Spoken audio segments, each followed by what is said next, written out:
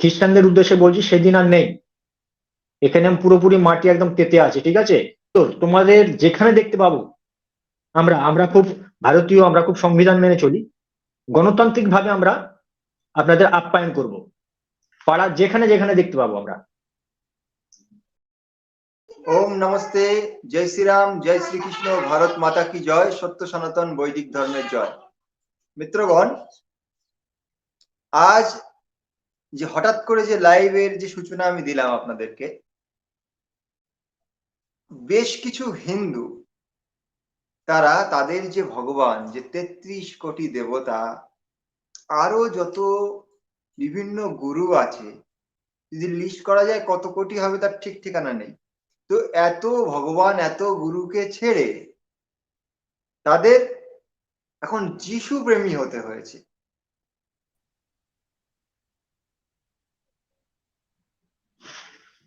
নমস্তে ওম। ওম নমস্তে দাদা, কেমন আছেন? ওই চলে যাচ্ছে ঈশ্বরের কৃপায়। এখন আমাদের আজকের যে অনুষ্ঠান, আমাদের সঙ্গে আরো জুড়ছেন মিত্রগণ। আহ,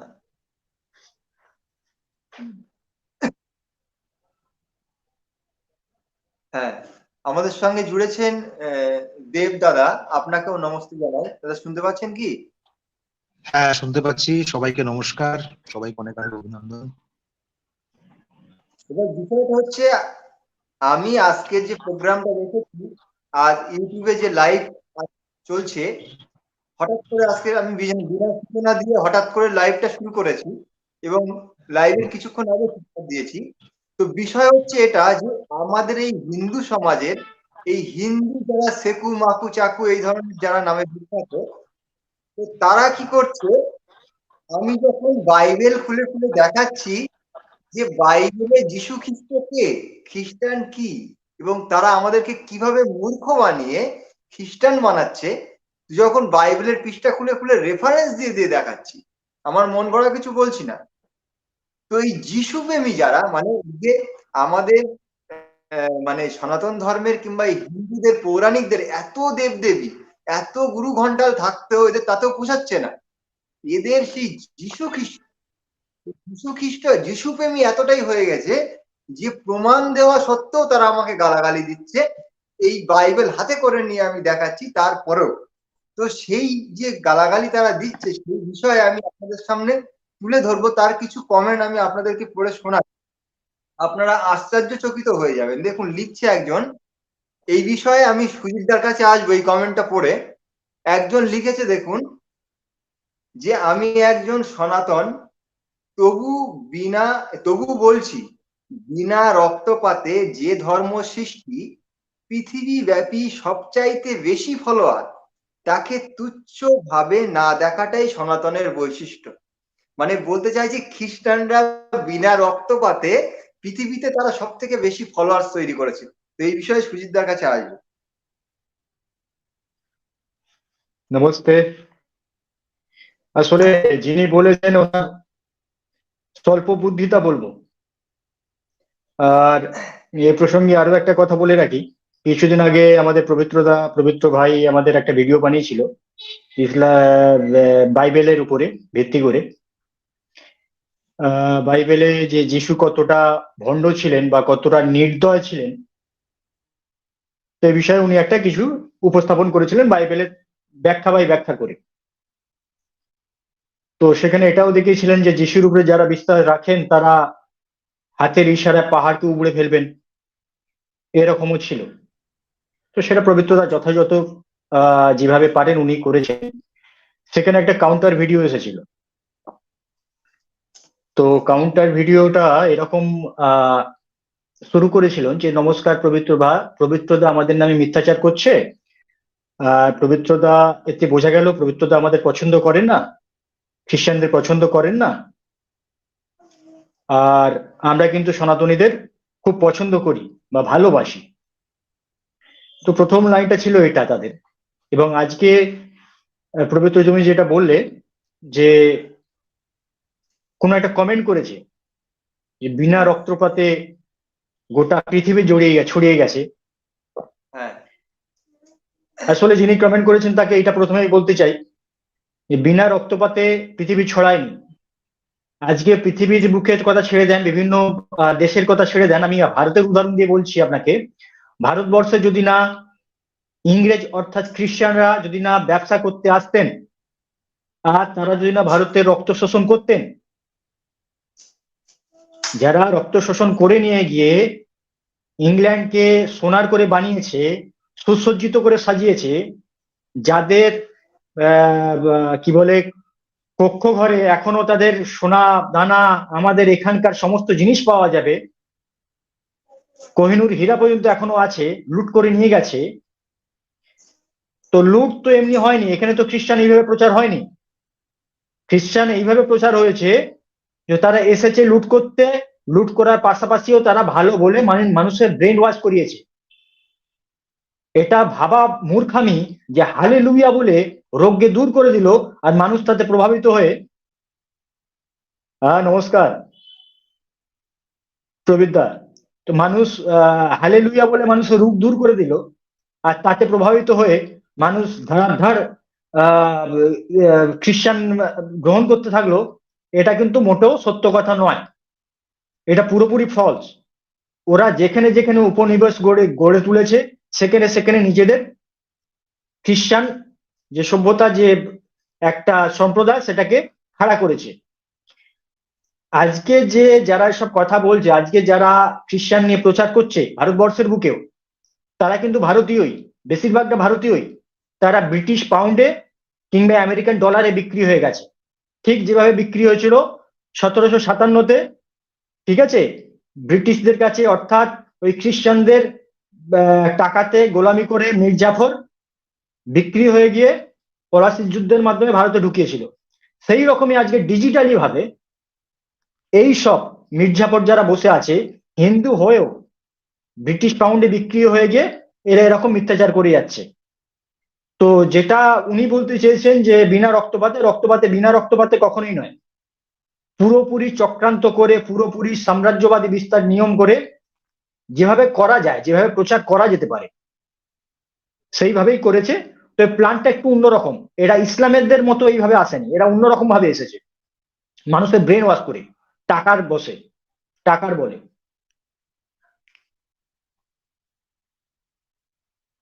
একদম একদম।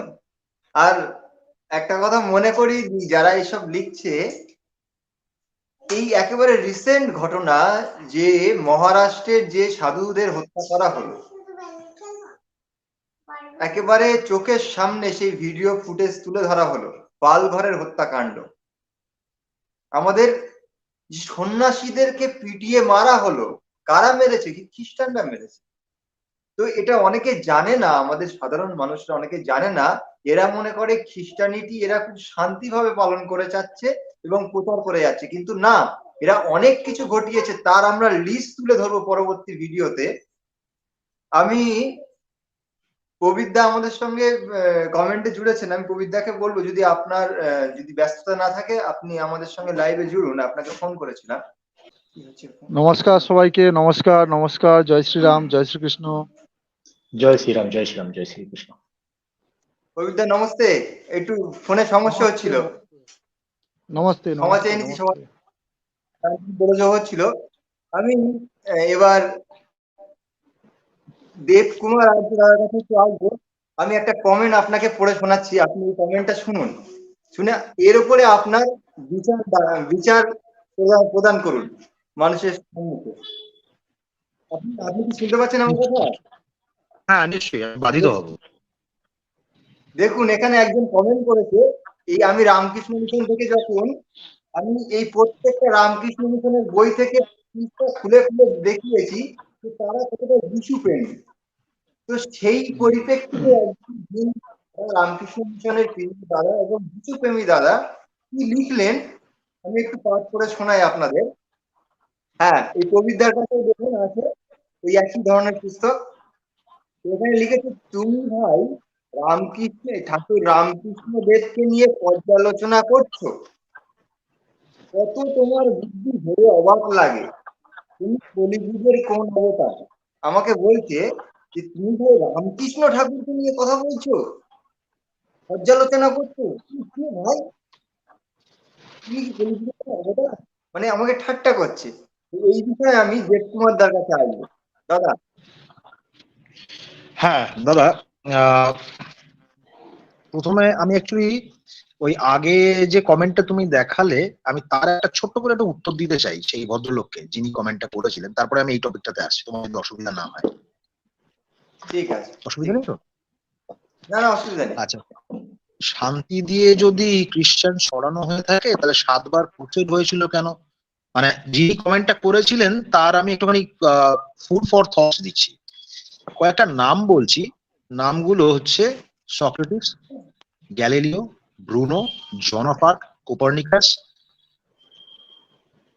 গ্যালিলিওকে অন্ধ করে দেওয়া হয়েছিল by the order of church, Vatican city.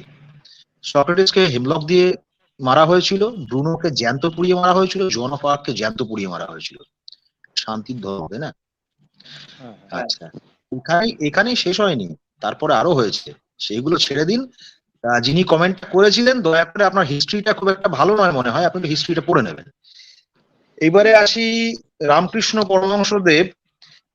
Ramakrishna পরমহংসদেবের যদি আমরা টপিকটাতে যাই, তাহলে আমি যতটুকু পড়েছি কথামৃত বা ওনার জীবনীর থেকে, আমার মনে হয় না উনি কখনো বাইবেলটা পড়েছেন। উনি একটা ইম্পোর্টেড কালচার, যেটা উনি চোখের সামনে দেখেছেন, এবং তার জন্য দায়ী হচ্ছে আমাদের লন্ডনে পড়া ব্যারিস্টার সাহেবরা, বিভিন্ন যারা বিলেতে গিয়ে, তখন তো একটা হিড়িক ছিল, একটা পবিত্র বোধ একটু যান্ত্রিক গোলযোগ হচ্ছে। যাক আপনি বলুন। আপনি বলুন, আপনি বলুন। তখন কি হতো, একটুখানি পয়সা কড়ি থাকলে পরেই জাহাজে চড়ে তারা চলে যেত বিলেতে পড়তে। তো বিলেত থেকে যখন তারা ফিরতেন, তারা ভারতীয় কম আর সাহেব বেশি হয়ে যেত, কালো সাহেব হয়ে তারা ফিরতো। তো এই কালচার গুলো রামকৃষ্ণ ক্ষেত্রে দেখা যায় অনেক বেশি, কারণ তার যে সার্কেল, সেই সার্কেলটা যদি আমরা দেখি, গিরিশ ঘোষ, ইনক্লুডিং গিরিশ ঘোষ, তারা কিন্তু খুব সাহেব প্রীতি ছিলেন, তাদের মধ্যে একটা সাহেব প্রীতি অনেক বেশি ছিল। সুতরাং খ্রিস্টানিটিকে তারা যে খুব একটা ব্যাকা চোখে দেখবে সেটা স্বাভাবিক নয়। তারা খ্রিস্টানদের সঙ্গে মিশেই চলেছিল চিরকাল, এবং সেটা হয়তো তাদের মানে স্বার্থ সিদ্ধির জন্যই করেছিল, সেই কারণে তাদেরকে কখনো চাবুক খেতে হয়নি। এটা হচ্ছে ক্রিটিক্যাল অ্যানালিসিস। আর যদি আমি ডেটায় যাই, তাহলে আমি রামকৃষ্ণ পরমহংসদেবের জীবনীতে, কথামৃতে কোনো জায়গাতে আমি কোনো একটা লাইন পাইনি যেখান থেকে এটা প্রমাণিত হয় যে উনি একবারও জীবনে বাইবেল পড়েছিলেন বা ক্রিশ্চিয়ানিটি সম্বন্ধে ওনার ইতিহাসের কোনো জ্ঞান ছিল। আমি ভুল হলে আবার মার্জনা করবো। না না, ভুল কেন? বেদ পড়েছিলেন কি? আপনি তো বলছেন, দাবি করছেন যে বাইবেল হয়তো পড়েন, আপনার বিশ্বাস, উনি বেদ পড়েছেন কি কখনো? বা বেদ ধর্ম না না, সম্পর্কে কতটা? বেদ তো অনেক দূরের ব্যাপার, বাইবেল তো তবুও একটা বই।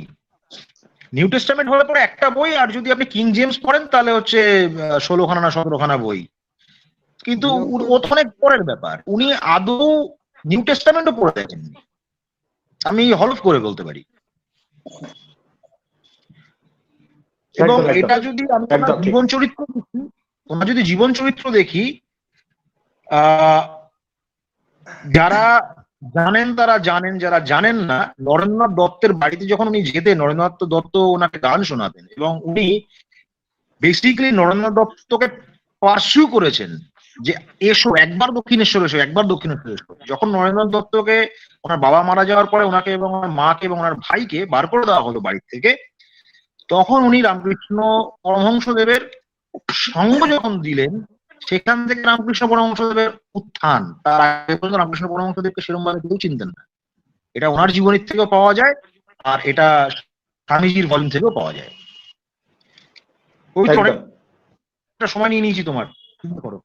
না অসংখ্য ধন্যবাদ আপনাকে। আপনি আপনার যে মূল্যবান বক্তব্য রাখলেন, অসংখ্য ধন্যবাদ আপনাকে। আমি প্রবীরদার কাছে আবার আসবো। প্রবীরদা, একটা কমেন্ট আপনাকে পড়ে শোনাচ্ছি। এই মানে সেকুলারবাদী যারা যিশু প্রেমী, তারা আমাকে কমেন্ট করেছে, দেখুন, যে তোমাকে আর্য সমাজের বড় পাঁঠা বলে মনে হয়। রাত রাত। আচ্ছা, আর্য সমাজে বেশি পাঁঠাদের উদ্ভব হয়েছে। আহা, জয় ঠাকুর, জয় ঠাকুর। মানে যেখানে প্রমাণ দিয়ে দিয়ে দেখাচ্ছি পৃষ্ঠা খুলে খুলে এরা কতটা নির্লজ্জ যে এইসব লিখ, এই বিষয়ে আপনার কাছে আমি কিছু শুনতে চাই। হ্যাঁ, উনি ঠিকই বলেছেন। যারা সত্য কথা বলে, সত্যের পথে চলে, তাদেরকে সাধারণত মানুষ, বিশেষ করে যারা হিন্দু রয়েছে, আমরা যাদেরকে হিন্দু বলে দাবি করি না, তারা তাদেরকে পাঁঠাই বলে। তার কারণটা কি? লক্ষ্যকণ্ঠে গীতা পাঠ যেদিন হলো, অর্থাৎ 24শে ডিসেম্বর ব্রিগেডে, আমি সেখানে উপস্থিত ছিলাম আর্য সমাজের স্টলে। সেখানে বহু হিন্দু এসেছিলেন এবং প্রায় শেষের দিকে দেখলাম বহু হিন্দু ফিরছেন কোথা থেকে, বহু মানে 10টা থেকে 11টা থেকে প্রোগ্রাম, বহুজন দেখলাম 1:30টার সময় এসে হাজির হয়েছে। আপনারা কোথায় ছিলেন? কেউ বলল ভাই পিছনে পাশেই তো ভিক্টোরিয়া, কেউ বললো ভিক্টোরিয়া ঘুরতে গেছি, কেউ পাশে মিউজিয়াম ঘুরতে গেছে, কেউ ঘুরতে গেছিল বিড়লা তারামণ্ডল, কেউ ঘুরতে গেছিল ওখানে যে কি একটা পার্ক রয়েছে সেখানে। তো ভাই বলি তাহলে তোমরা কেন কি করতে এসছো? বললো কি না আমরা হিন্দু। কি না আমরা হিন্দু? বা হিন্দুত্বের তো ভালো উদাহরণ গীতা পাঠে, গীতা পাঠ শুনতে এসে এখানে এখানে ঘুরে বেড়ানো, এরাই হচ্ছে বড় হিন্দু। তা এই রকম এই যে রামকৃষ্ণ মিশনের এই যে ব্যক্তিটা বলছে যে আমরা পাঁঠা, আমরা সত্যি কথা বললে বাইবেলের সত্য, আমরা যদি পাঁঠা হই তো আমরা পাঁঠা, কোনো আপত্তি নেই। পাঁঠা হচ্ছে একটা জন্তুর নাম। মানুষ বিশ্বাসঘাতক হতে পারে, কিন্তু আপনারা প্রত্যেকেই জানেন জীবজন্তু কোনোদিন বিশ্বাসঘাতকতা করে না। এই ক্ষেত্রে মানুষের চেয়ে তারা এক কদম এগিয়ে, অনেক ভদ্র।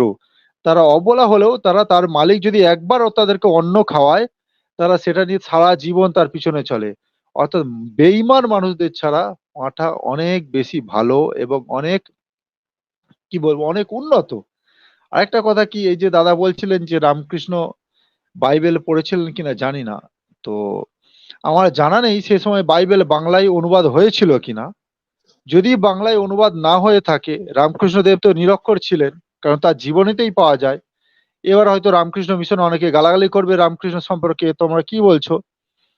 তো কথা হলো রামকৃষ্ণদেব নিরক্ষর ছিলেন, সেই সময় যদি বাংলায় বাইবেল অনুবাদ না হয়ে থাকে, আপনারা প্রত্যেকেই জানেন আমরা। পবিত্রদা এক সেকেন্ড, পবিত্রদা এক সেকেন্ড, হ্যাঁ, আমি ডিস্টার্ব করছি, এক সেকেন্ড। আসলে গদাই, গদাই যদি একটু পাল্টে দিয়ে গদাই বলেন না। গদাধর গদাধর গদাধর হ্যাঁ, sorry, চ্যাটার্জি, গদাধর। গদাধর চট্টোপাধ্যায়।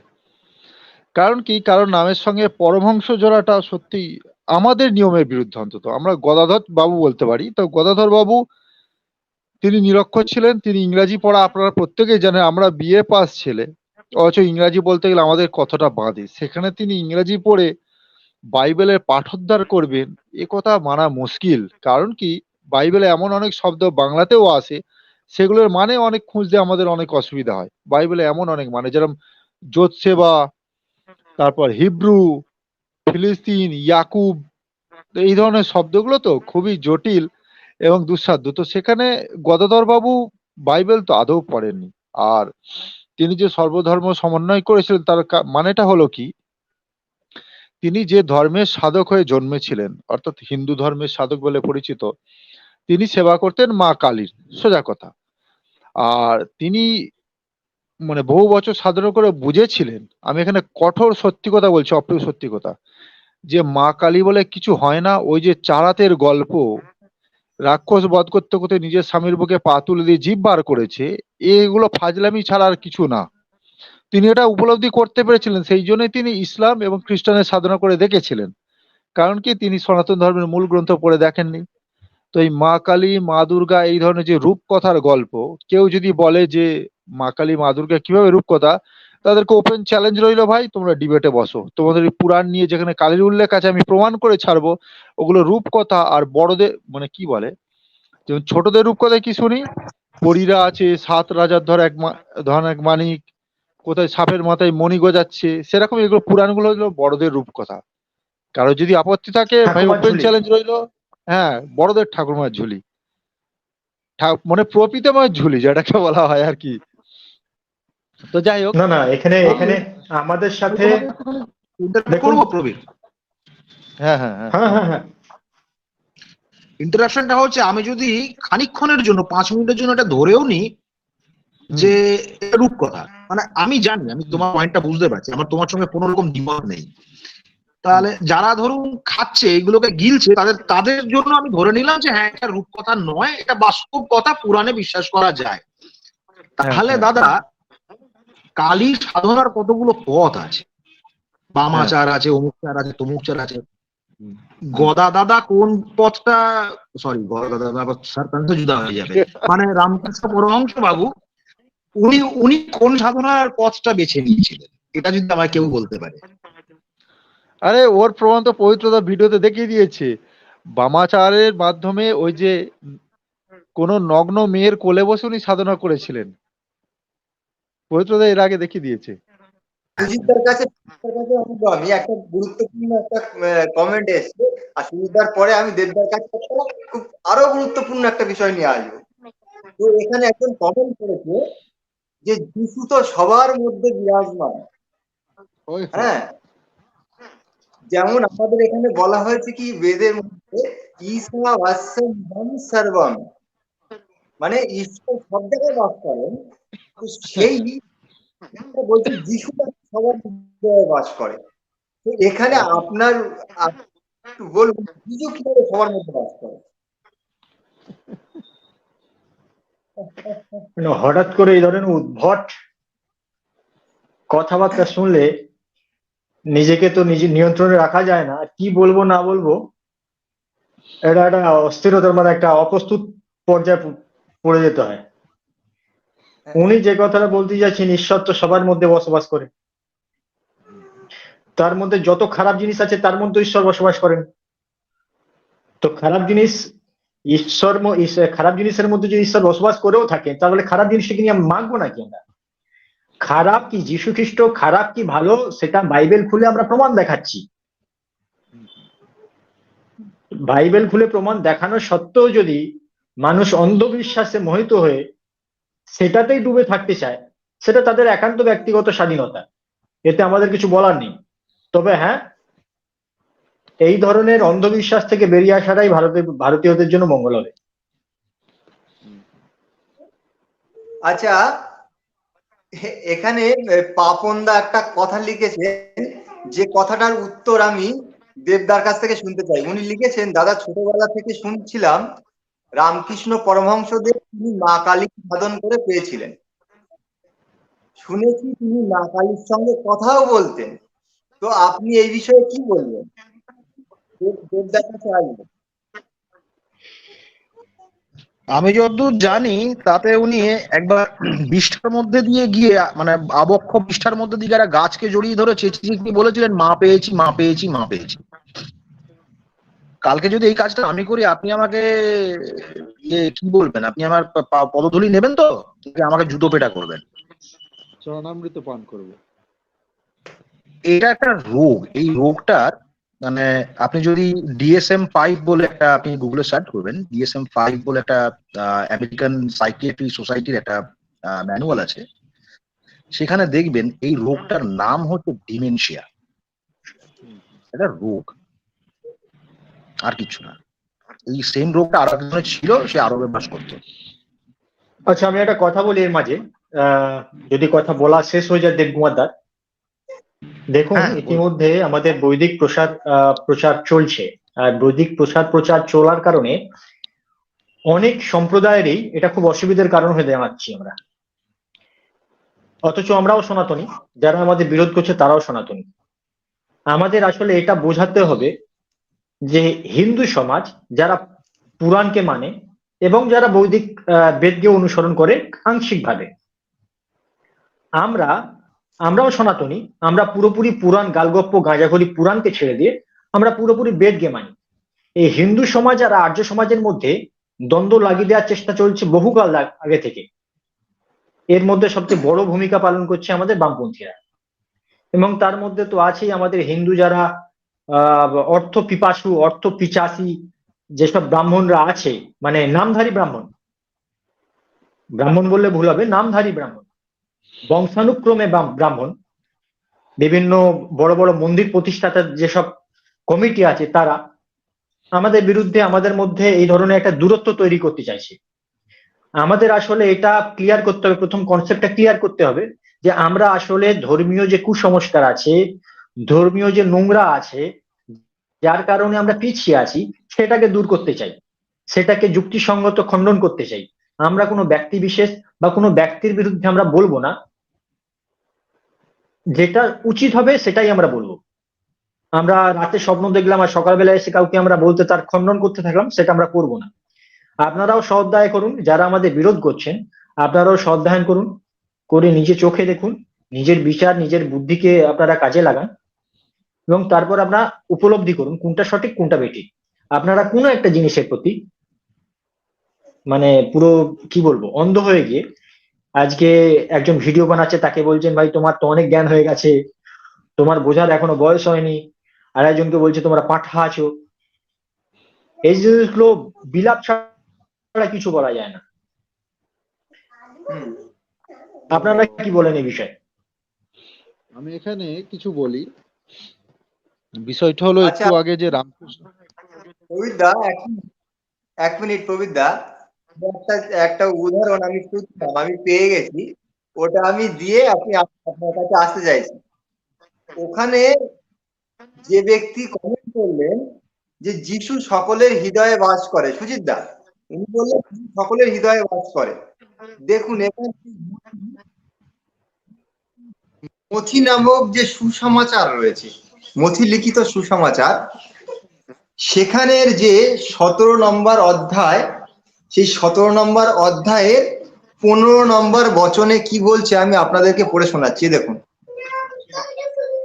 এই দেখুন, নূতন নিয়ম, নতুন বাইবেলের নিয়ম নূতন নিয়ম 15 নম্বর এর অর্থ এই পুরানো নিয়মে 15 ছিল। নম্বর যে বচনে বলছে, দেখুন না 16 নম্বর বচনে বলছে, আমি নিজের শিষ্যদের নিকটে তাহা আনিয়েছিলাম।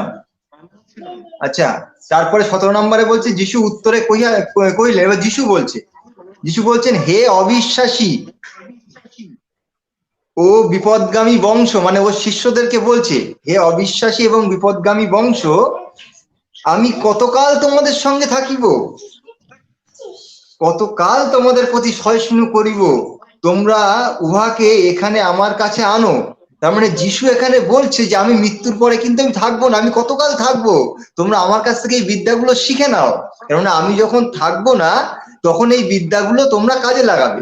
এখানে যে কাহিনী আমি ইউটিউবে ভিডিওতে দিয়েছি, যে ওই যে শিষ্যদেরকে যে পাহাড় পাহাড় উঁচু করা শিখিয়েছে, ওই যে সরিষার দানার মতো বিশ্বাস করলে পাহাড় আকাশে উড়ে যাবে, তো ও শিষ্যদেরকে বলছে হে অবিশ্বাসী, তোমরা আমাদেরকে বিশ্বাস করোনি, আমাকে, আমি যিশু, আমি ঈশ্বরের পুত্র, আমাকে বিশ্বাস করোনি, তো আমি কতকালই বা থাকবো, এখন আমার কাছ থেকে সব বিদ্যা শিখে নাও। তাহলে যিশু যে এখানে বললেন আমি কতকালই থাকবো, তার মানে কি আমার মৃত্যুর পর আমি থাকবো না? তো সেখানে যিশু সকলের হৃদয়ে বাস করছেন কিভাবে? দেখুন কিভাবে আমাদেরকে মূর্খ বানাচ্ছে, যে ঈশা মিদম সর্বম মন্ত্রকে নকল করছে এরা, কিন্তু ওদের বাইবেলে বলছে যিশু নিজেই যে আমি কতকাল থাকবো, আমি তো সব মৃত্যুর পরে থাকবো না। কি সুজিত দা কি বলেন? এতে থেকে নিশ্চিত প্রমাণ হয় যে তিনি নিশ্চিত জানতেন আপনার যে মিউট আমি হয়ে গেছে। কিছুদিনের জন্যই আছি। না না, মিউট হয়নি, মিউট হয়নি। তো যাই হোক, কালীর দর্শন নিয়ে যে কথাটা হচ্ছিল আর কি, যে তিনি কালীর দর্শন পেয়েছিলেন কিনা, তো সেখানে আমি দেখেছি রামকৃষ্ণ মিশনেরই একটা লোক আছে, মানে বেলুর মঠের সাপোর্টার, নামটা এই মুহূর্তে আমার ঠিক মনে আসছে না, তিনি নিজেই বলেছিলেন রামকৃষ্ণ যে কালীর দর্শন পেতেন, কালী কালী করতেন, এটা ছিল তার কি এক ধরনের বদ্ধ ভ্রম, এটা ছিল তার পাগলামো। এ কথাটা আমি বলিনি, স্বয়ং মানে ওই রামকৃষ্ণ মঠের ব্যক্তিরাই, সাপোর্টের ব্যক্তিরাই বলেছিলেন। সম্ভবত তার নাম সম্ভবত তার ত্রৈলোক্যানন্দ, এরকম কিছু একটা নাম হয়, টাকলাকো সাধুটা, তিনি এই কথাগুলি বলেছিলেন যে এগুলো হচ্ছে মানসিক বিকৃতি বা পাগলামো, মানসিক ভারসাম্যহীন। সেখানে তো আমাদের তো মানে উল্টো তো কিছু বলার নেই।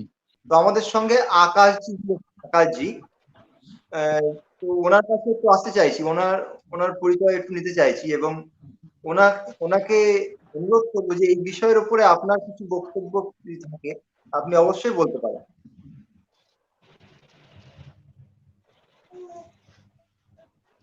আপনি কি শুনতে পাচ্ছেন?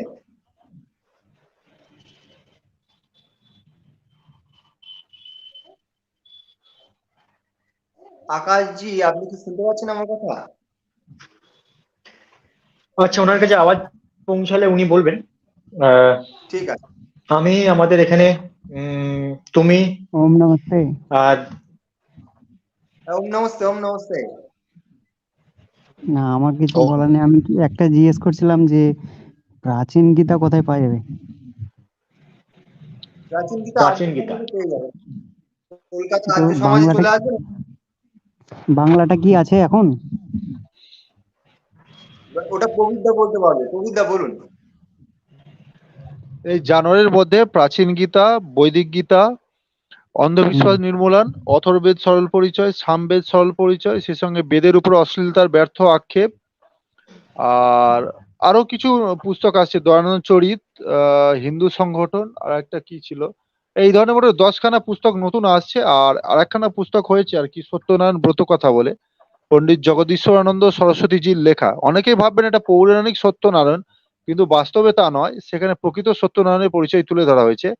এই জানুয়ারির মধ্যে পেয়ে যাবেন। জানুয়ারির শেষে, মাসের শেষে যে সৎসংটা হবে, শেষ শুক্র এবং শনিবার, তো সেখানে আসবেন। আপনি সমস্ত বই, নতুন বই, সমস্ত বই পেয়ে যাবেন। আর জানিয়ে রাখি, আমাদের যে সৎসঙ্গটা মাসে প্রথমে হতো, এখন শেষ শুক্র শনিবার, প্রতি মাসের শেষ শুক্র শনিবার হবে। তো সেখানে চলে আসুন, সমস্ত বই আপনারা পেয়ে যাবেন হাতে। তো আমার 22 তারিখের আগে দরকার ছিল, মানে কিছু পিস, 10 পিস মতন। আচ্ছা ঠিক আছে, 22 তারিখে আগে আসলেও আসতে পারে। যদি আসে, আমরা মোটামুটি আমি জানিয়ে দেবো, কেউ জানাক আর না জানাক, আমি অবশ্যই আমার ফেসবুকে বা ইউটিউবে আমি পোস্ট করে দেবো কি কি বই এসছে। ধন্যবাদ। ধন্যবাদ। সুজিত দা, একটা কমেন্ট হাইলাইট করছি। এটা এটা লিখেছে উনি কৃষ্ণ কমল দাদা। উনি লিখলেন কি, দাদা নমস্কার। হ্যাঁ নমস্তে দাদা। আমি জানি বেদ পৃথিবীর একমাত্র ধর্মগ্রন্থ, কিন্তু এই পবিত্র বেদকে বিধর্মীরা বিকৃত করেছে। তা প্রতিরোধ করার জন্য আমরা হিন্দু জাতি কিছু পদক্ষেপ নিতেছি, জানাবেন কি? দেখুন, হিন্দু জাতিরা, হিন্দু সংগঠনরা কি পদক্ষেপ নিতে চলেছে এই বেদকে বাঁচানোর জন্য, তুমি জানতে চাইছেন। তো কি উত্তর দেব আমি সুজিতদার কাছে আসবো। হিন্দু আমরা সংগঠনগুলো হিন্দু জাতি সনাতন ধর্মের জন্য আমরা কিছু করছি না। আহ প্রতিটা মাসে প্রায় একটা করে উৎসব লেগে আছে, ডিজে বাজিয়ে মদকে খুব করে নাচানাচি করছি। আর এটাই আমাদের মানে একদম প্রধান উদ্দেশ্য। খাবো দাবো, আনন্দ করব, নাচানাচি করব। আর আমার মনে হয় না যে, খুব কম মানুষই আপনার মতো এই ধরনের কিছু চিন্তা ভাবনা রাখেন মাথায়। তো এটুকুই বলবো, হ্যাঁ আর্য সমাজ কিছুটা করছে, কিছু সক্রিয় ধর্মপ্রেমী হিন্দুরাও আছে, তারা এগিয়ে আসছে। আর এই বিষয়ে আমরা নিরন্তর প্রচেষ্টা চালিয়ে যাচ্ছি। কতটা কি করা যায়, যতটা করতে পারবো আমরা, ততটা আপডেট পাবে না তারা। তো এ বিষয়ে আমি দেবকুমার দার কাছেও আমি জানতে চাই, দেবকুমার দাও যদি মূল্যবান বক্তব্য দেন, কিছু যদি ইনি এই বিষয়ে জানান যে আমরা হিন্দুরা কতটা কি করছি। দেবকুমার দা কিন্তু আরেকটা বিষয়, দেবকুমার দা এখানে পাপন দা একটা কমেন্ট করেছে, এই কমেন্টটার জবাব আপনার কাছ থেকে জানতে চাইছি। উনি লিখেছেন, দেখুন, রামকৃষ্ণ পরমহংস দেব যদি সাধারণ মানুষ না, তাহলে স্বামী বিবেকানন্দের মতো একজন পুরুষ, যিনি চোখে দেখা ছাড়া কিছু বিশ্বাস করতেন না, তাহলে উনি ওনার সান্নিধ্যে কেন সন্ন্যাসী হলেন? এইটা একটু বলুন। আমি আপনার কাছে শুনতে চাই। আচ্ছা, উত্তরা, তাহলে তিনি ওনার সান্নিধ্যে কেন সন্ন্যাসী হলেন এইটা একটু বলুন। বেশ, আমি এই কোয়েশ্চেন আসার আগে আরো দুটো পয়েন্ট আছে, আমি পয়েন্টগুলো একটু ক্লিয়ার করে নিই। প্রথম কথা হচ্ছে, যিশু সবার হৃদয়ে বাস করে, পরম ব্রহ্ম আমাদের সবার মধ্যে বাস করে, তার সঙ্গে যিশুকে গোলালে পরে ডিফারেন্সটা এখানেই হয়। যিনি বলেছেন, তিনি হয়তো জানেন না যে বাইবেল একটা ট্রিনিটির কনসেপ্ট আছে, Father, Son and the Holy Ghost. তো ফাদার হয়তো যিনি ঈশ্বর, তিনি সবার হৃদয়ে বাস করতে পারেন ঠিকই, হোলি ঘোস্ট আর যিশু কিন্তু পারেন না। সান এবং হোলি ঘোস্ট তিনি কিন্তু হৃদয়ে বাস করতে পারেন না। হ্যাঁ, গড যদি বলতেন তাহলে আমি মেনে নিতাম। নেক্সট হচ্ছে বেদ, সেখানে জল ঢালা হয়েছে, এবং আপনি যদি যিনি প্রশ্নটা করেছিলেন তিনি দেখবেন যে বেদে সব থেকে বেশি জল ঢালা হয়েছে তার যখন ট্রান্সলেশন করা হয়েছে ম্যাক্স মিলার এবং এইচ ভিলার যখন করেছিল Sacred Books of the East, তখনই সব থেকে বেশি জলটা ঢালা হয়েছিল এবং সেই জলগুলোই জল ঢালা বেদ পড়েই কিন্তু বড় বড় ব্যারিস্টার এবং বড় বড় বুদ্ধিজীবী যারা লন্ডন থেকে ফেরত এসেছিলেন তারা ওই বেদই আওড়াতেন। নাম বলছি না, আপনারা বুঝে যাচ্ছেন। তো আমরা চেষ্টা করছি যে বিশুদ্ধ, যেটা মহর্ষি দয়ানন্দ সরস্বতী উনি যতটুকু চেষ্টা করেছিলেন রেবিলাদি ভাষ্য, সেটা যদি আপনি পড়েন দেখবেন যে ওটা অনেকটা ক্লিয়ার, আপনার কাছে খুব সহজ সাপটা মনে হবে। এবারে আসি হিন্দুদের জন্য আমরা কি করছি না করছি, সেটার থেকে বড় কথা হচ্ছে আমার মনে হয় হিন্দুরা খুব অলস হয়ে গেছে, তাদেরও একটা বাইবেল বা কোরআনের মতো একটা ম্যানুয়াল হলে খুব ভালো হতো, একটা বই। কারণ আমি প্র্যাকটিক্যালি এই জিনিসটা ফেস করেছি, আমি রিসেন্টলি যখন বাংলাদেশে গিয়েছিলাম সেখানে যখন আমি বিভিন্ন জায়গাতে গীতা স্কুলগুলোতে ঘুরেছি, তারা পাজলড, এত দেবদেবী এত কিছু, দাদা এত নিয়ম, হিন্দু ধর্ম তো খুব কমপ্লেক্স, সনাতন ধর্ম তো এত কমপ্লেক্স। আমার কথা একটাই সোজা একটা অ্যান্সার ছিল যে আপনাকে এত কিছু পড়তে হবে না, সমস্ত কিছু কমপ্লেক্স করে একটা ছোট্ট বইয়ের মধ্যে আছে, সত্যার্থ প্রকাশ, জীবনে একবার পড়ে দেখবেন, দেখবেন সমস্ত আনসার পেয়ে যাবেন ওখানে। এই বইটার মধ্যে আপনার ম্যানুয়াল দরকার, তো এই বইটা পড়ুন।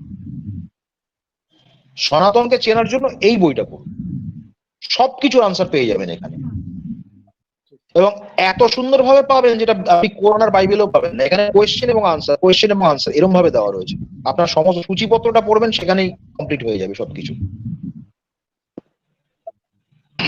অনেক ধন্যবাদ পবিত্র, তুমি এটাকে বইটাকে ডিসপ্লে করলে বলে। যারা জানেন না তারা দয়া করে আমাকে আসুন, বইটা সংগ্রহ করুন।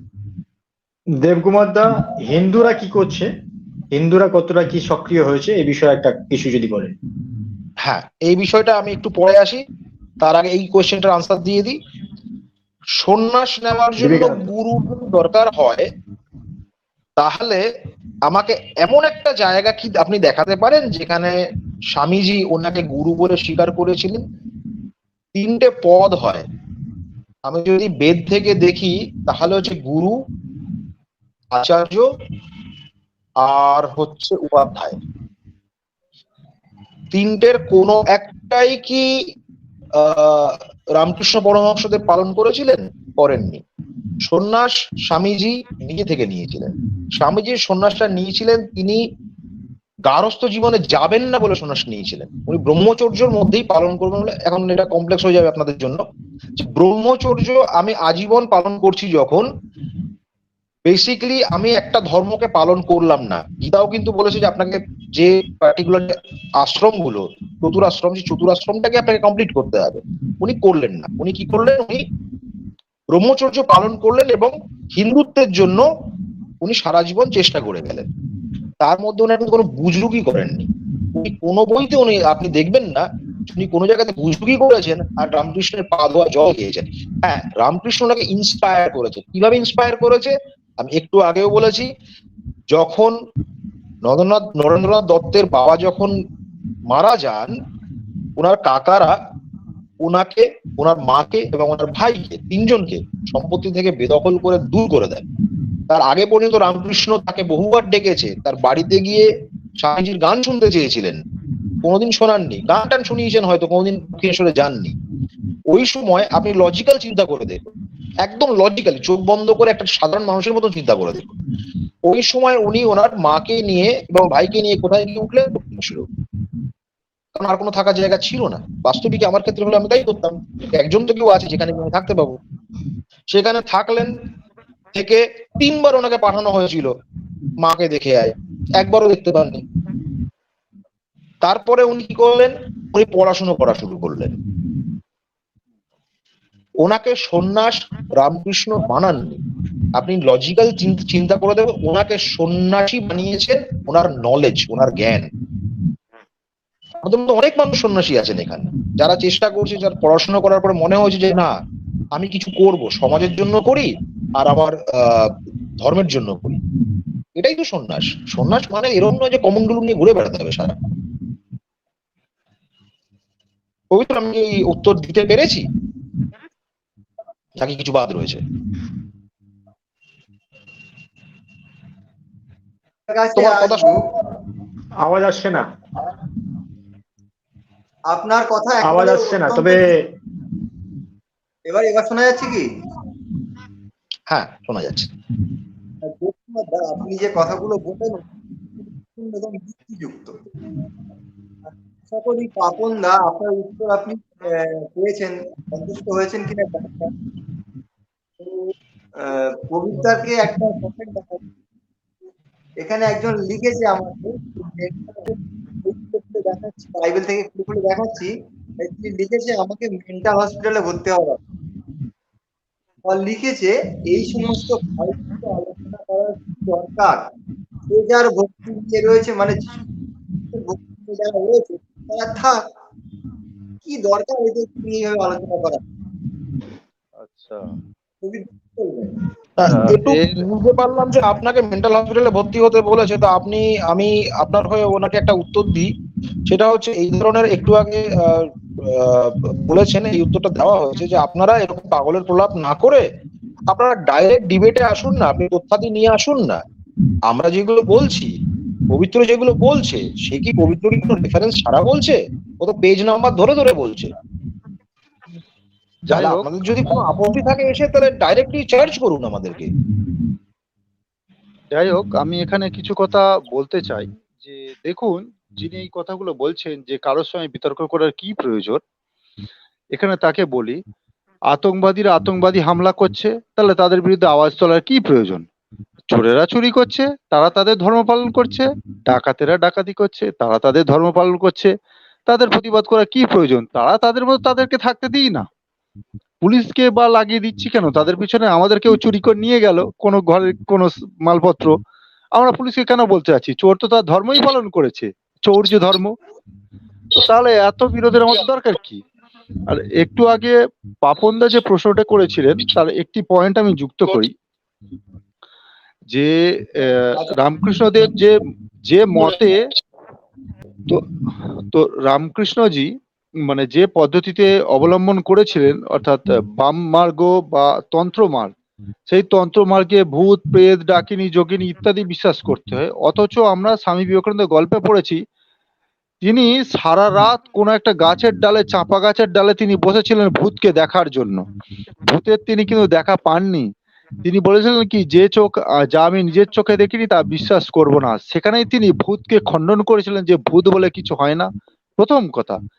দ্বিতীয় কথা, এই যে রামকৃষ্ণ এত কালী কালী বলিয়ে আউড়ে গেলেন, আমি আজ পর্যন্ত বিবেকানন্দের বাণী রচনায় কোথাও পেলাম না তিনি কালী কালী বলিয়ে আউড়েছেন, অথবা তিনি কাউকে বলেছেন কালী কালী বলে ডাকতে, কাউকে বলেছেন দুর্গা দুর্গা বলে ডাকতে। তিনি বলেছিলেন কি, হে ভারতবাসী, এই সময় ইংরেজরা আমাদের উপর যেভাবে আধিপত্য করে রয়েছে, তোমাদের এই সময় তোমরা সমস্ত অকেজ দেবী দেবতাদের ভুলে গিয়ে তোমাদের একমাত্র আরাধ্য দেবী হোক ভারত মাতা। এটা কিন্তু স্বামী বিবেকানন্দের উক্তি, আমার উক্তি না। তিনি বলেছিলেন তুমি সমস্ত অকেজ দেবী দেবতাদের ভুলে যাও, অকেজ দেবী দেবতা। স্পষ্টভাবে তিনি ইঙ্গিত করেছিলেন যে রামকৃষ্ণ যার পুজো করতো তারা হলো অকেজ। কারণ কি, 33 কোটি দেবতা, তখন ভারতের জনসংখ্যা 31 কোটি, 33 কোটি দেবতা। তাহলে দেবী দেবতাদের সত্যি যদি কোনো ক্ষমতা থাকতো, তাহলে স্বামী বিবেকানন্দ বলতেন না যে তুমি অকেজ দেবী দেবতাদের ভুলে গিয়ে তোমরা ভারত মাতার উপাসনা করো। আরে দাদা, ওই মাইকটা বন্ধ করুন না, ওরা মাইক্রোফোনটা বন্ধ মিউট করুন। করে দেয়।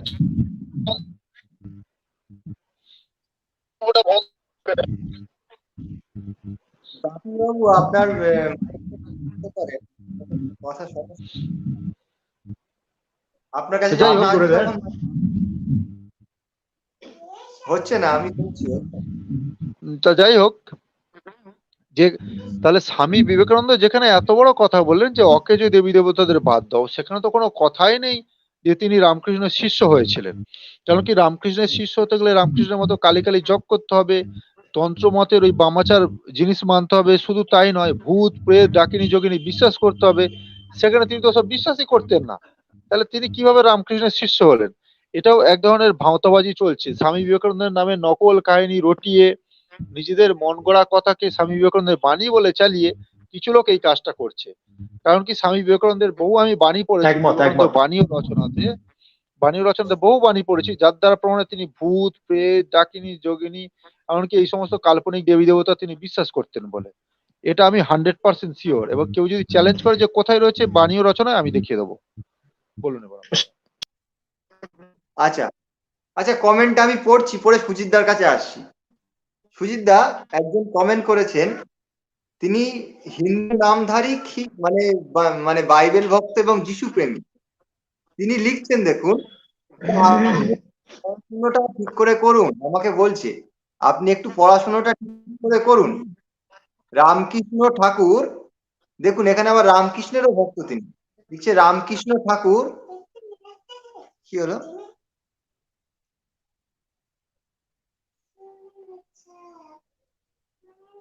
হ্যাঁ আচ্ছা এবার কি শোনা যাচ্ছে আমার কথা?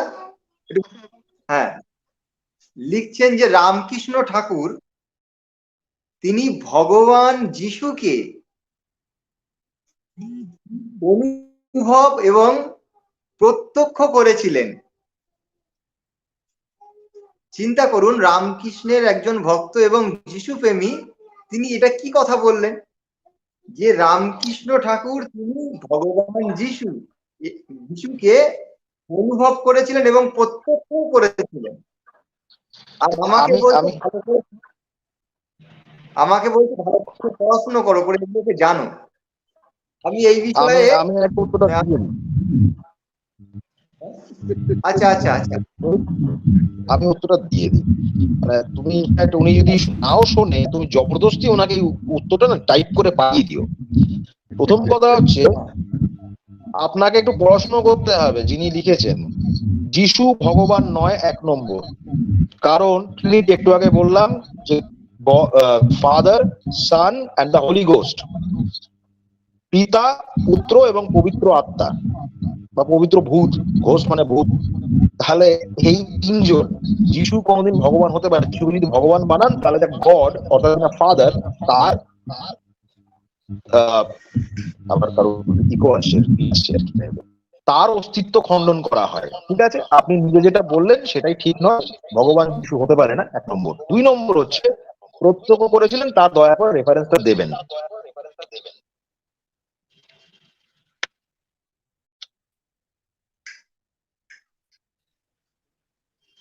Mic is yours। হ্যাঁ এবার ঠিক আছে, শোনা যাচ্ছে? কথা শোনা যাচ্ছে? শোনা যাচ্ছে। আচ্ছা, আমি এখানে কয়েকটা কথা বলে দিই। হ্যাঁ দেখুন, কমেন্ট গুলো এসেছে বোধহয় আপনার ভিডিওতে। ভিডিওতে অনেক নেগেটিভ কমেন্ট আসছে, অনেক পজিটিভ কমেন্টও আসছে।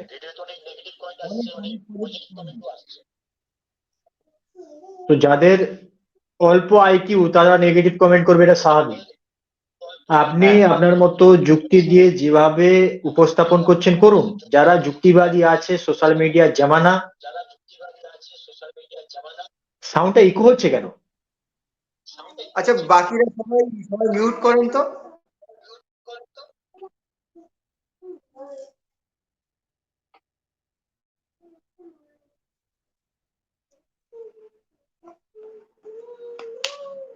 হ্যাঁ বলুন।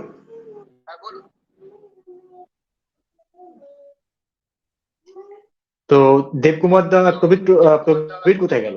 প্রবীর দা,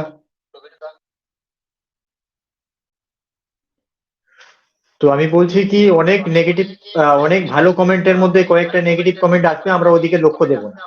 আমরা ভালো কিছু পয়েন্ট কমেন্ট আমরা সেগুলো দেখবো।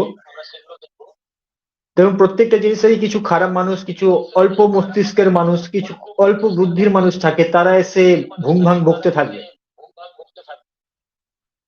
সেগুলোতে আমরা দৃষ্টিপাত করব না। দেবকুমার দা কি বলেন এই বিষয়ে? না, আমি অ্যাকচুয়ালি আপনার সঙ্গে একটুখানি দ্বিমত হবো। তার কারণ হচ্ছে, ভালোটা তো ভালো, এটা তো ভালোই, সেটা নিয়ে তো কোনো অসুবিধা নেই। যারা নেগেটিভ কমেন্ট গুলো করে, আমার মনে হয় তার উত্তরটা না দিলে পরে এটা একটা এসকেপিজম মনে হবে যেন আমরা পালিয়ে গেলাম। বাকি যারা রয়েছে তাদের মনে একটা ধারণা আসতে পারে যে এই তো মনে হয় কিছু একটা বলেছিল যেটার উত্তর দিতে পারলো না। আমাদের উচিত মনে হয় যে যেগুলো লো আইকিউ, আমি জানি লো আইকিউ, আপনি যেটা বলেছেন একদম ঠিক কথা বলেছেন, তাদের কোনো পড়াশোনা নেই। কোয়ালিটি হতে হবে, কমেন্ট গুলো তো একটা কোয়ালিটি হতে হবে, তারও তো একটা থাকতে হবে, স্ট্যান্ডার্ডিটি থাকতে হবে। হ্যাঁ অবশ্যই অবশ্যই অবশ্যই, মানে এরকম পাঠা বললো মেন্টাল এইগুলোর মনে হয় না এগুলোর দরকার আছে, কেমন এগুলো ইগনোর করতে পারে।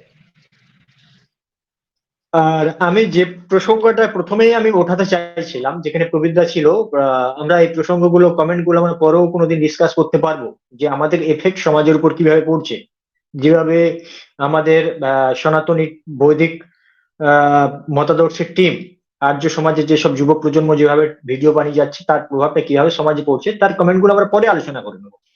আজকে আমি একটা বিষয়, আমি পবিত্রদার কাছেও আসতে চাইবো, দেবকুমার দাও আছে, প্রবীরদা থাকলে ভালো হয়, একবার প্রবীরদাকে একবার জোড়ার চেষ্টা করো না। প্রচন্ড ইক হচ্ছে আমার নেট সমস্যা, তাই আর যুক্ত হতে পারবো না হয়তো। আর একবার চেষ্টা করো প্রবীরদা। তো যে কথাটা বলছিলাম, আমাদের পবিত্রদা একটা ভিডিও বানিয়েছিল, যেটা আমি প্রথমেই এটাকে আমি করেছিলাম, পিন করেছিলাম, যে সেখানে ওই ভদ্র মহিলা একটা কার্টুন ভিডিওর মাধ্যমে তার এগেনস্টে প্রোটেক্ট ভিডিও বানিয়েছিল। বানিয়ে তার প্রথম লাইনটা ছিল এটা, যে আমরা হিন্দু ধর্মকে, সনাতনীদের শত্রু বলে মানি না, কিন্তু পবিত্রদা শত্রু বলে মনে করছে। তো কাকে শত্রু বলে মনে করা উচিত আর কাকে মনে করা উচিত নয়, আদৌ কি খ্রিস্টানরা আমাদের প্রকৃত বন্ধু বলে মনে করে, বা আমাদের এই রকম যেভাবে সহানুভূতিশীল দেখায়, আদৌ কি তার ওরকম? এই বিষয়ে যদি আপনারা আপনাদের মূল্যবান বক্তব্য দেন, দেবকুমার দা দেন, তারপর আমি প্রবীর বা পবিত্রতার থেকেও জানবো। দেখুন বিষয়টা কি বোঝাতে খ্রিস্টানদের, পেরেছি? হ্যাঁ হ্যাঁ বোঝাতে পেরেছেন, অবশ্যই বোঝাতে পেরেছেন।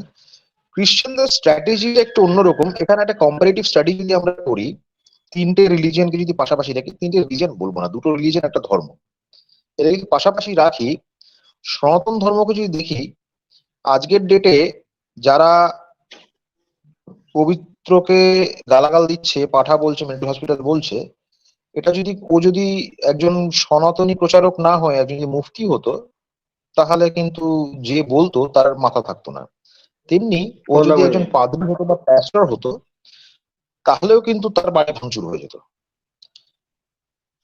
ডিফারেন্সটা এখানে যে যেহেতু সনাতনীরা সবসময় ক্রিটিক্যাল অ্যানালিসিস পছন্দ করে, বাক বিতণ্ডা এর মাধ্যমেই আমাদের এতদিন পর্যন্ত রিসার্চ হয়েছে, এভরিথিং, প্রত্যেকটা স্ট্রিম, মানে এতটা পর্যন্ত আমরা রিসার্চ করতে ভালোবাসি যে একটা স্পেসিফিক সাবজেক্ট যেটা আমরা গোপন রাখি, যেটাকে আমরা সেক্স এডুকেশন বলি, তা নিয়েও বাদশায়ন একটা বড় একটা বই লিখে ফেলেছেন। নাও এবারে চলে আসি, যে ধর্মের সঙ্গে ডিফারেন্সটা বুঝিয়ে দিলাম। এবারে যে দুটো রিলিজিয়নের মধ্যে ইসলাম আর ক্রিশ্চিয়ানিটি ভাই ভাই, দুটোই হচ্ছে অ্যাব্রাহামিক রিলিজিয়ন। অ্যাব্রাহামিক রিলিজিয়নের ফার্স্ট এন্ড ফোরমোস্ট আমি যদি দেখি, যে ইব্রাহিম সে যখন এই রিলিজিয়নটাকে প্রবর্তন করে 80 বছর বয়সে, এটা এতটাই কঠোর যে তাকে 80 বছর বয়সে কুড়ুল দিয়ে নিজের খাতনা করতে হয়েছিল। তখন কিন্তু ইসলাম আসেনি, খাতনা তার আগের থেকে আছে। সো এখান থেকে শুরু হয়েছে ফোর্স। একজন গড সে বলছে তোমার শীতকালে মাঘি টুপিটাকে খুলে ফেলতে হবে। কি বলছিলাম বুঝে গেলেন আপনারা, যারা শুনছেন তারা বুঝছেন যে কোন মাঘি টুপির কথা আমি বলছি। একজন গড তাকে ফোর্স করলো, তাহলে আমি কি করে আশা করতে পারি যে এই ক্রিশ্চিয়ান যারা আছে তারা আমাকে ডাইরেক্টলি বা ইনডাইরেক্টলি ফোর্স করবে না? নাও যদি আমি ডেটা দিই যে ক্রিশ্চিয়ানরাও মানুষ পুড়িয়ে মেরেছে, একটু আগে তো পবিত্র দিল, কিন্তু আমরা কি আফ্রিকান কন্টিনেন্ট গুলোর মধ্যে গল্পগুলো জানি যে সেখানে কিভাবে একদম একদম, ধরে ধরে পোড়া আমি এটাই শুনতে চাইছিলাম, না। তো এক্স্যাক্টলি সেম জিনিস দ্বারা যখনই ইব্রাহিমিক রিলিজিয়নের যে কোনো সেক্ট, বি ইট জুস, বি ইট ক্রিশ্চিয়ান, বি ইট ইসলাম, তারা যখন মেজরিটিতে আসে তারা অলওয়েজ নিজেদের যে চিন্তা ভাবনাটা অন্যের উপরে চাপিয়ে দেবেই দেবে এবং দেওয়ার চেষ্টা করবে ছলে বলে কৌশলে। সনাতনী সেটা কখনো করেনি, আজ পর্যন্ত নয়। এটাই এবার আমি একদম ঠিক বলেছেন, একদম যথাযথ বলেছেন। এবার আমি এর সঙ্গে কিছুটা জিনিস যুক্ত করব।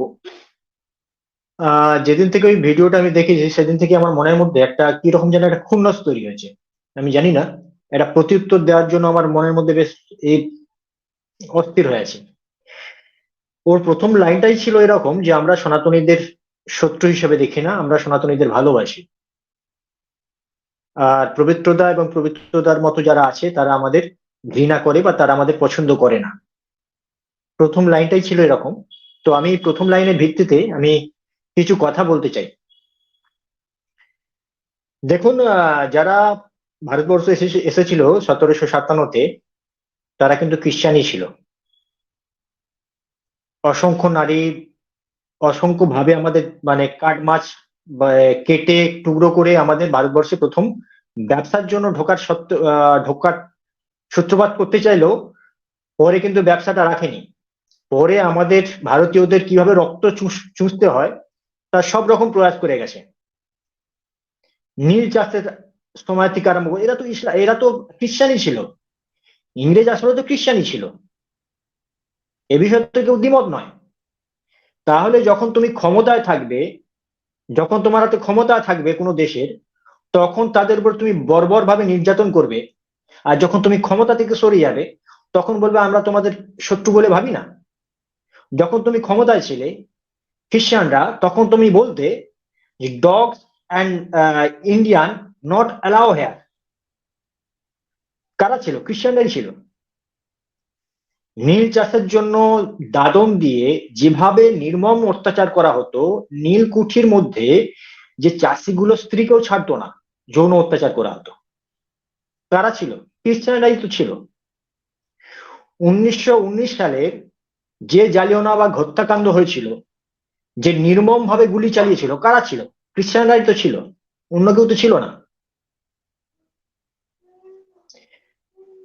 তারপরেও আমাদের ভারতীয় এত সুপুত্র, যে আমাদের ভারতীয় স্বাধীনতা সংগ্রামের জন্য হয় পুলিশের গুলিতে প্রাণ দিয়েছে, আর না হয় ফাঁসি বরণ করে মারা গেছে। যারা মারা গেছেন কাদের বিরুদ্ধে মারা গেছেন? খ্রিস্টানিটির বিরুদ্ধেই তো।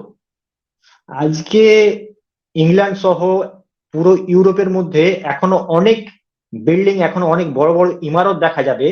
ঠিক এখানে যেমন রানী ভিক্টোরিয়ার এখানে স্থাপত্য দেখা যায়, এরকম ইউরোপে বড় বড় স্থাপত্য দেখা যাবে, যা ভারত সহ অন্যান্য দেশের রক্তচোষা সেই সব মানুষদের রক্তচোষা অর্থেতে সেগুলো দাঁড়িয়ে আছে এখনো।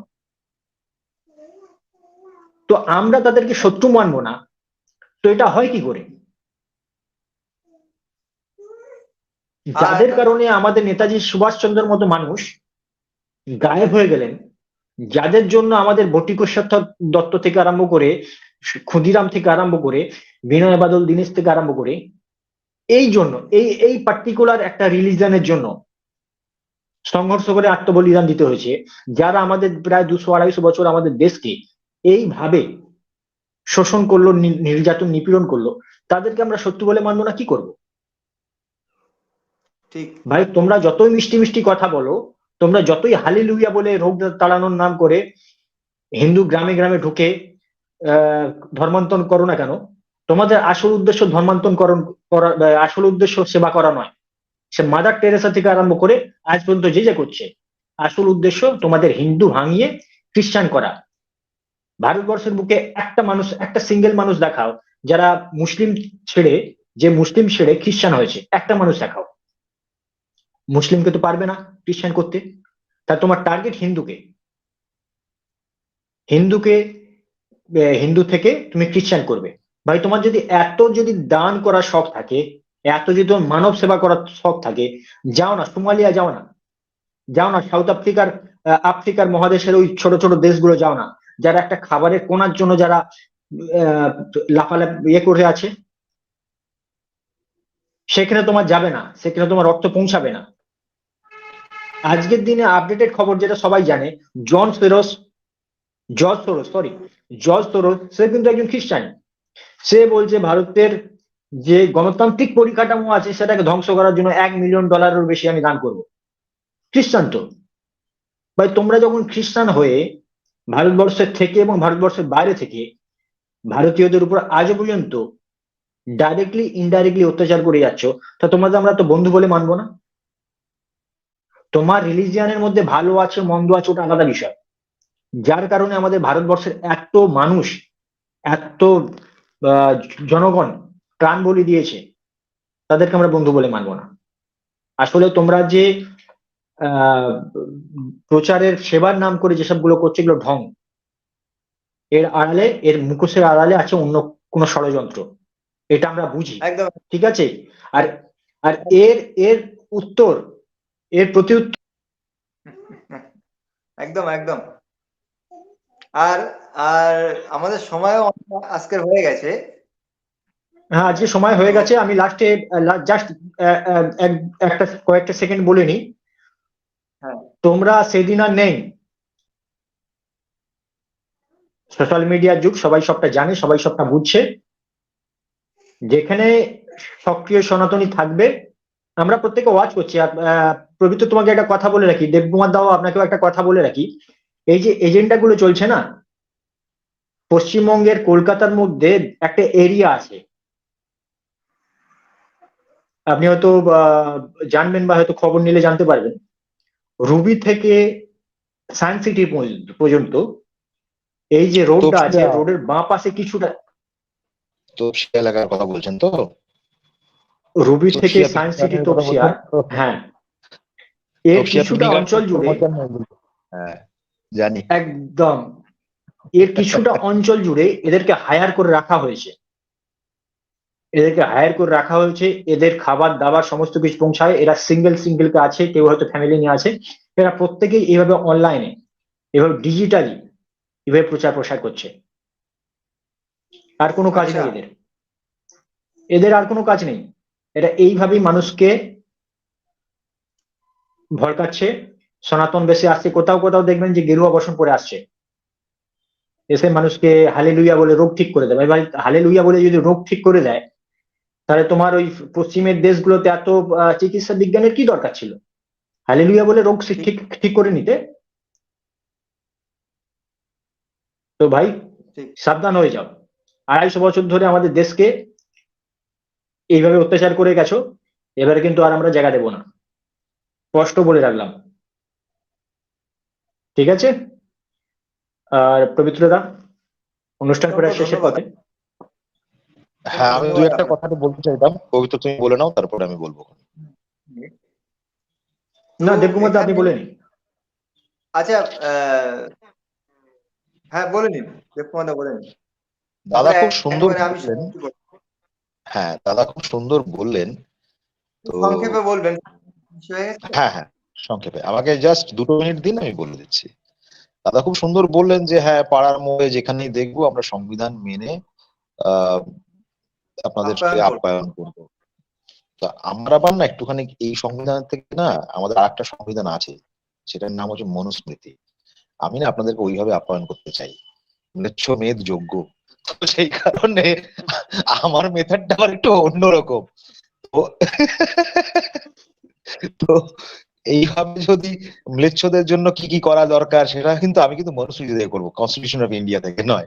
তো তো দাদা তো অনেক আপনাদেরকে মিষ্টি ফিষ্টি খাওয়াবে, হয়তো আমি কিন্তু খাওয়াবো না, সরি, পারবো না। এটা 1 নম্বর। 2 নম্বর হচ্ছে, দাদা জানতে চেয়েছিলেন যে আমরা কি করছি। হ্যাঁ, আমরা বিভিন্ন ভাবে বিভিন্ন কিছু করছি, সেটা পাবলিক প্ল্যাটফর্মে এরকম ভাবে না বলাটাই আমার মনে হয় ভালো হবে। আপনার সঙ্গে আমি পার্সোনালি জুড়ে আমি বলবো। বাট একটা জিনিস, তোমার যদি পারমিশন থাকে পবিত্র, আমি একটা জিনিস অ্যাডভাইস করতে চাই। মানে ইনফ্যাক্ট তোমার থ্রুতে আমি প্রিমিয়ারও করবো। এটা আমি বারণ করবো। আচ্ছা আচ্ছা, ঠিক আছে, অসুবিধা নেই। তবে আমরা যেটা করছি, অ্যাডভার্টাইজ যেহেতু করছি না, আমরা বিশেষ করে এই মুহূর্তে আমরা বাংলাদেশে একটুখানি বেশি সক্রিয়। কারণ বাংলাদেশের হিন্দুরা আমাদের এখানকার পূর্ববঙ্গের হিন্দুরা পশ্চিমবঙ্গের হিন্দুদের থেকে বেশি সক্রিয় এবং বেশি জাগ্রত, কারণ ওরা তার প্রত্যেকদিনকে মার খায়, তো ওই জন্য ব্যথাটা থাকে, ঘাটা শুকোয় না। তো লাভ জিহাদের প্রবলেমটা ওরা অনেক বেশি ফেস করছে। আর বাংলায় কোনো লাভ জিহাদের কোনো সিরিজ নেই, ওরা লাভ জিহাদ সম্পর্কে সেরকম জানে না। তো আমরা রিসেন্টলি লাভ জিহাদ নিয়ে একটা কমপ্লিট ক্লাসরুম টাইপের আমরা একটা কনফারেন্স করে এবং সেটাকে আমরা রেকর্ডিং করে একটা স্টাডি মেটেরিয়াল হিসেবে তৈরি করার চেষ্টা করছি, এবং সেটা 4টে ওখানকার হিন্দু সংগঠনের সহযোগে করা হচ্ছে। ঠিক আছে, এই বিষয়ে অন্য আলোচনা করা যাবে, যেহেতু আমাদের বিষয় অন্য। এ বিষয়ে বিস্তারিত না, এ বিষয়ে আমরা সূচনা রাখলাম। এ বিষয়ে আমরা সামান্যতম আপনার যে পরবর্তী আপনার যে পদক্ষেপ সেগুলো নিয়ে আমরা অবগত হলাম। আর এ বিষয়ে আমরা সাক্ষাতে কিংবা আমরা একান্তে ফোনের মাধ্যমে আমরা এ বিষয়ে বিস্তারিত আপনার সঙ্গে যোগাযোগ করব এবং যতটা পারি আমরা কাজ করব। তো হ্যাঁ, এটা প্রকাশ্যে বলার হ্যাঁ, অসংখ্য ধন্যবাদ আপনারা জুড়েছেন এবং আপনাদের নিজস্ব মন্তব্য আপনারা উপস্থাপন করেছেন। আর সঙ্গে আমি একেবারে সমাপ্তির পূর্বে আমি একেবারে তথ্য সহিত আপনাদেরকে দেখাতে চাই যে তারা বলছে যে আমাদের সঙ্গে নাকি মিলেমিশে চলতে পারবে। তারা বলছে কি যে আমরা খ্রিস্টানরা আমরা শান্তির ধর্ম, আমরা শান্তিপূর্ণভাবে প্রচার করি, আমরা সকলের সঙ্গে মিলে চলতে চাই। তো হিন্দুরা আমাদেরকে কেন বিরোধ করছো? আমরা তো হিন্দুদের সঙ্গে কোনো খারাপ ব্যবহার করিনি। তো এখানে সুজিত দা কিংবা আমাদের যারা দাদারা জুড়েছেন অনেক তথ্য দিয়েছেন, আর আমি একেবারে বাইবেল থেকে তাদেরকে খুলে দেখাতে চাই যে তাদের যে গুরু, তারা যাকে নিয়ে তাদের খ্রিস্টান ধর্ম চালাচ্ছে, সেই যে যীশু খ্রিস্ট, সে নিজেই একজন অশান্তির ব্যক্তি ছিলেন। তাহলে তার গুরু যেখানে অশান্তির ব্যক্তি, তাহলে তারা কিভাবে শান্তিতে আসবে? আর সেই প্রমাণ আমি আপনাদের সামনে তুলে ধরছি। দেখুন, এর আগেও তুলে ধরেছি এবং আজকে সেটা পুনরায় তুলে ধরে আর সঙ্গে একটা নতুন তথ্য আমি আপনাদেরকে দিয়ে যাচ্ছি, যেটা শুনলে আপনারা অবাক হয়ে যাবেন যে যীশু খ্রিস্ট কেমন ছিল। তো এখানে আপনাদেরকে একটু মিউট বলবো। হ্যাঁ, তো মথি নামক সুসমাচারে তিনি 34 নম্বর বচনে তিনি বলছেন কি, মথি নাম্বার সুসমাচারে 10ম অধ্যায় 34 নম্বর বচনে বলছে, মনে করিও না। যীশু খ্রিস্ট বলছে, দেখুন, ওই যে আমাকে কাউন্টার করে ভিডিও করলো যে আমরা সবার সঙ্গে মিলে চলতে চাই, এদিকে তাদের গুরু বলছে মনে করিও না, আমি পৃথিবীতে শান্তি দিতে আসিয়াছি। শান্তি দিতে আসি নাই, আমি তো দ্বন্দ্ব বাধাইতে আসিয়াছি। কে বলছে? যীশু খ্রিস্ট বলছে। আর তার শিষ্যরা এসে আমাদেরকে মূর্খ বানাচ্ছে আমরা মিলে চলতে চাই। আচ্ছা, কেবল তাই নয়, দেখুন এখানে লুক নামক যে সুসমাচার, সেখানে 12 নম্বর অধ্যায়ের 49 নম্বর বচনে লিখছে, দেখুন যীশু খ্রিস্ট বলছেন, আমি পৃথিবীতে আগুন জ্বালাতে এসেছি। আমি এসে প্রত্যেক সংসারে আমি অশান্তি সৃষ্টি করতে এসেছি। তাহলে যাদের গুরু পৃথিবীতে আগুন জ্বালাতে এসছে, সংসারে অশান্তি সৃষ্টি করতে এসছে, তার শিষ্যরা বলছে আমরা সবার সঙ্গে মিলে চলতে চাই। কতটা হাস্যকর বিষয় দেখুন। এইবার দেখুন আরো একটা মজার তথ্য আপনাদের সামনে দিচ্ছি।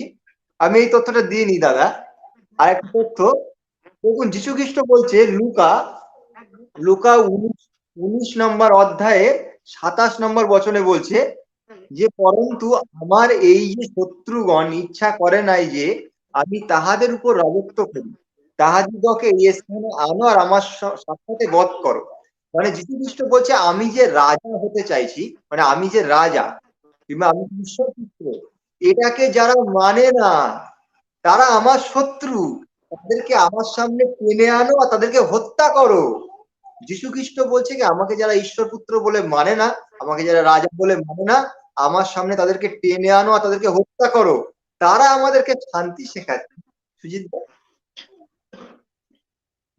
আমি বলি যারা শান্তি করতে চায় বা আমাদের সাথে শান্তিতে থাকতে চায় তাদেরকে একটা কথা বলে রাখি, এরকম চোখে জনতার চোখে ধুলো দিয়ে এইরকম মিষ্টি মিষ্টি কথা বলে লাভ হবে না। ভারতবর্ষের বুকে 2% খ্রিস্টান আছে। আমাদের 12 মাসে 13 পার্বণের এত কিছু হয়, তাদের সন্তানদের সেই রঙে রাঙায় না। আমাদের হোলি হোক, সরস্বতী পূজা হোক, জন্মাষ্টমী হোক, রামনবমী হোক, তাদের বাড়িতে এই ধরনের কোন রকমের উদযাপন করতে দেখা যায় না। অথচ আমরা প্রত্যেকটা হিন্দু নতুন বছরের আনন্দ থেকে আরম্ভ করে, ক্রিসমাস থেকে আরম্ভ করে প্রত্যেকটা আমরা তাতে করি। তো যারা 2% হয়ে ভারতবর্ষের মধ্যে ভারতীয় হতে পারে না, ভারতের কালচারকে নিজে মেনে নিতে পারে না, তারা আমাদের সাথে থাকবে কিভাবে? আর দ্বিতীয় কথা হচ্ছে, ভারতবর্ষ সনাতনের দেশ, এখানে থাকতে হলে খ্রিস্টান ভাবে যেভাবে আছেন থাকুন, অসুবিধা কিছু নেই। তবে প্রচার করতে আসবেন না, পরিষ্কার কথা, প্রচার করতে আসবেন না। আপনার মনে হচ্ছে আপনি খ্রিস্টানিটি নিয়েছেন, নিন, অসুবিধা নেই, আপনার স্বাধীনতা দেওয়া হচ্ছে সংবিধান অনুযায়ী। তো প্রচার করে হিন্দুদের থেকে কনভার্ট করবেন, পারলে ওই মুসলমানদের থেকে একটা করে দেখান না। আর যেসব হিন্দুদের বলবো, যেসব হিন্দুরা টাকা পাচ্ছেন উপর থেকে, ব্রিটিশ পাউন্ডের টাকাটা হয়ে আসছে, টাকার জন্য আপনারা যিশুর হয়ে কথা বলছেন, আপনাদের যদি এত ভালো লাগে তো আপনারা কোনো খ্রিস্টান কান্ট্রিতে যেতে পারেন। ভারতবর্ষ থাকতে হলে ভারতবর্ষের ধর্ম মানুন না মানুন, ভারতীয় কালচার মানতে হবে।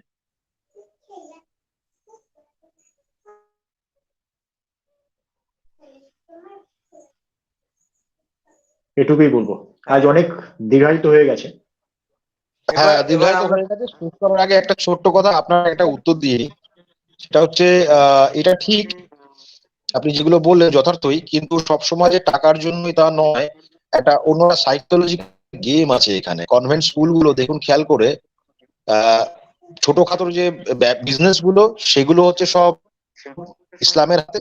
আর এডুকেশনাল ইনস্টিটিউট যেগুলো, ম্যাক্সিমাম এডুকেশন ইনস্টিটিউট গুলো একদম হচ্ছে খ্রিস্টানদের হাতে। একদম এইখান থেকে যেটা হচ্ছে, আমাদের বাচ্চাগুলো ওখানে যখন যায়, ছোটবেলা থেকে পড়ানো হয় না। ছোটবেলা থেকে দেখবেন তাদের বইগুলো যদি দেখবেন, ও লর্ড, এই লর্ড, সেই লর্ড, অমুক প্রেয়ার তমুক প্রেয়ার দিয়ে শুরু হয়। বাচ্চাগুলো তখন কিছু বোঝে না। খানিকক্ষণ বাদে একটুখানি আরে যখন সবথেকে একটু বড় হয়, তখন রীতিমতন জিজাস বোঝানো হয়। এইটাই হচ্ছে, মানে একদম ওরা গাছের একদম গোড়ায় আঘাত করছে। সবচেয়ে আশ্চর্য লাগে, এই সব হিন্দুরা যারা খ্রিস্টানদের হয়ে কথা বলছে, ভারতবর্ষে 2% হওয়া সত্ত্বেও, যারা তাদের স্কুলেতে, মিশনারি গুলোতে সরস্বতী পুজো করে না, তাদের হয়ে আমরা নাচানাচি করছে, লজ্জা লাগে না? ন্যূনতম লজ্জা বোধ আর সব ব্যক্তি স্বাভিমান থাকলে এগুলো বলতেন না। না, লজ্জা লাগে না তো এদের। এদের আর লজ্জা লাগলে কি আর এই ধরনের কথা? আর দেবকুমার দা, এর সাথে এই ধরনের যে আলাদা যেগুলো বললেন আপনি এখনই, এগুলো নিয়ে আরো বিস্তারিত পরে আলোচনা হবে, ঠিক আছে? আজকে অবশ্যই, অনেক অবশ্যই। লম্বা হয়ে গেছে ভিডিও। পবিত্রের সঙ্গে আপনি যোগাযোগ একদম করবেন। পবিত্রর সঙ্গে যোগাযোগ করে আমার সাথে একদম ডাইরেক্টলি আপনি যোগাযোগ করবেন। পবিত্রর কাছে আমার নাম্বার আছে। একদম একদম আমরা এবার সমাপ্তির দিকে যাব। বাপি বাপি কুমারজি, উনি জোড়ার চেষ্টা করেছিলেন অনেকবার, ওনাকে জুড়েছিলাম, কিন্তু ওনার কিছু সমস্যার কারণে ওনাকে জুড়লেই খুব ইকো হচ্ছিল, এই জন্য সমস্যার কারণে আপনাকে আবার আমাকে রিমুভ করতে হয়েছে। আমি তার জন্য ক্ষমা প্রার্থী। আপনি কি লিখেছেন, পবিত্র ভাই পশ্চিমবঙ্গের হিন্দুদের 5টি জিনিস বোকা বানিয়ে রেখেছে। তো অবশ্যই আপনার কাছ থেকে এই 5টি জিনিস শুনবো, আমরা পরবর্তী দিনের প্রোগ্রামের আগে জানিয়ে দেব। আপনি জুড়বেন, আর এই যে আপনার ইকো সমস্যা যেটা হচ্ছিল আপনার জোড়ার কারণে, এটা একটু সলভ করে নেবেন। আর আমি একেবারে পরিশেষে আমি বলতে চাই, এই যে খ্রিস্টানের যে পর্দা ফাঁস আমি করে যাচ্ছি, আপনাদের মনে অনেক প্রশ্ন জাগতে পারে যে আমি এত তথ্য কোথায় পাচ্ছি। তো এই তথ্য, এই যে খ্রিস্টান সম্পর্কে আমি তো জানতাম না। তো যখন মহর্ষি দয়ানন্দ সরস্বতীজির সত্যত্ব প্রকাশ করলাম, তার 13তম যখন সমুল্লাস করলাম, আমি তো একেবারে অবাক হয়ে গেলাম যে তিনি সেখানে অল ইন ওয়ান। একেবারে অবিকল বাইবেলকে তিনি তুলে ধরেছেন। বাইবেলের এক একটা বচনকে তিনি তুলে ধরে ধরে সেখানে বিচার দিয়েছেন। আর সেই বিচার যখন আমি দেখলাম, আমারও মস্তিষ্কে তালাটা খুলে গেল। তখন আমি সেইভাবে যখন খ্রিস্টানকে দেখলাম, আমি দেখলাম একেবারে মহর্ষি দয়ানন্দ সরস্বতী খ্রিস্টানকে ঠিক যেভাবে দেখিয়েছে, খ্রিস্টান ওটাই আমরা এতদিন বুঝতে পারিনি। আর সেটা নিয়ে আমি যখন চ্যালেঞ্জ দিয়ে যাচ্ছি একের পর এক, কলকাতার সব থেকে যারা টপ র্যাঙ্কের পাদ্রী, তারাও এখনো পর্যন্ত আমার সঙ্গে ডিবেট করতে পিছু হয়ে যাচ্ছে, ভয় পাচ্ছে। এর কারণ কি? আমি এখান থেকে মুম্বাইতে কিংবা গোয়াতে যে বিভিন্ন পাদ্রীদের সঙ্গেও কথা বলেছি, ফোনে আমার ডিবেট আমার চ্যানেলেও দেখতে পাবেন, তারাও কিন্তু আমার তর্কের কাছে পরাস্ত হয়েছে। আর এই তর্ক আমার তর্ক নয়, আমি এই সত্যাত্ম প্রকাশ থেকে পেয়েছি। তাহলে চিন্তা করুন, মহর্ষি দয়ানন্দ সরস্বতী, তিনি এতদিন আগে, যার 200 বছর পূর্তি হলো জন্মের, তো তিনি এতদিন আগে এই সত্যাত্ম প্রকাশ 1875 সালে দিয়ে গেছেন, কিন্তু আমরা হিন্দুরা জানলাম কোথায়? আমাদের হিন্দুদের হাতে এত বড় অস্ত্র, যে হিন্দুদের বাঁচানোর অস্ত্র, সেটা আমরা পড়ে দেখলাম কোথায়, জানলাম কোথায়? তারপরেও আমাদের ধর্মান্তরণ হয়ে চলছে। যে মহর্ষি দয়ানন্দ সরস্বতীজির যে শিষ্যগণ প্রথম শ্রেণীর যারা ছিলেন, তারা শুদ্ধি আন্দোলন করলেন, মহর্ষি দয়ানন্দ সরস্বতী শুদ্ধি আন্দোলন করলেন, খ্রিস্টানদের বড় বড় পাদ্রীদেরকে সনাতনী পণ্ডিত বানিয়ে দেখালেন, তার শিষ্যরাও সেটা করলেন। আর আমরা হিন্দুরা মহর্ষি দয়ানন্দ সরস্বতীকে জানলাম কোথায়? আমরা হরে কৃষ্ণ গেয়ে বেড়াচ্ছি, গলায় তুলসীর মালা, কপালে তিলক, এদিকে রামকৃষ্ণ ভগবান কত রকম কায়দা করে বেড়াচ্ছি, অথচ আমরা মহর্ষি দয়ানন্দ সরস্বতীকে জানতে পারলাম না। এই জন্য আপনাদের কাছে করজোর করে অনুরোধ করবো, সত্যাত্ম প্রকাশ অবশ্যই পড়ুন, তাহলে সত্যের সম্মুখে আপনারা আসতে পারবেন। আর সত্যের সম্মুখে এসে যখন সত্যকে গ্রহণ এবং অসত্যকে পরিত্যাগ করবেন জীবন থেকে, তখন আমাদের এই যে ভারত মায়ের যে আঁচল যে রক্তে লাল হয়ে আছে, ভারত মায়ের সন্তানের রক্তে, এই রক্ত একেবারে ধৌত করার কাজ করতে হবে আমাদেরকেই। আর আমরা বর্তমানে দেখতেও পাচ্ছি যে ভারত মায়ের সন্তান পুনরায় আবার জন্ম নেওয়া শুরু হয়েছে। তা আপনারা বুঝতেও পাচ্ছেন যে যুব সমাজে কিভাবে ধর্ম ঢুকলো, যেটা কেউ কখনো কল্পনাও করতে পারেনি। কিন্তু এই 2-4 বছরের মধ্যে যুব সমাজ ধর্মকে নিয়ে আলোচনা করছে। তো এটা হচ্ছে ভারত মায়ের সেই সন্তানরা আবার পুনরায় জন্ম নেওয়া শুরু করেছে। তো এই জন্যে যারা এই ভারত মাতার উপরে পুনরায় অত্যাচার করার জন্য পরিকল্পনা করছিলেন, অবশ্যই আপনাদের সামনা করার জন্য ভারত মাতার সন্তানরাও কিন্তু প্রস্তুত হচ্ছে। তো এই শব্দের সঙ্গে আজ আমরা বিরাম দিচ্ছি। ধন্যবাদ, সকলে ভালো থাকবেন, সুস্থ থাকবেন এবং সত্যকে গ্রহণ এবং অসত্যকে পরিত্যাগ করতে বিন্দু মাত্র লজ্জাবোধ করবেন না। এই জন্য সত্য সনাতন বৈদিক ধর্মের দিকে পুনরায় ফিরে আসুন, যা আমাদের ঋষিগণ বলে গেছে। ধন্যবাদ। ধন্যবাদ, নমস্কার।